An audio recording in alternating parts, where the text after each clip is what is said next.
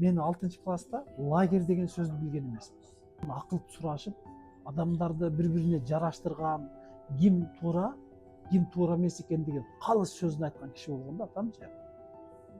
Анан атам ушунчалык көрөгөч киши болгон, өзгөчө.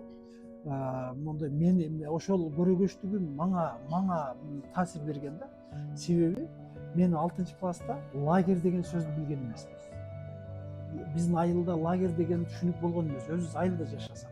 Анан мени 6 класста лагерге жөнөткөн. Лагерге жөнөтүп, анан ошол жака барсам жалаң орустарга ошом лагерде өзү кыргыздар биздин куракта аз болчу экен. Жалаң эле орустар, барсам эле орустар. Анан бир 3-4 күндөн кийин атам кабар алган келди. Атама ыйладым анан.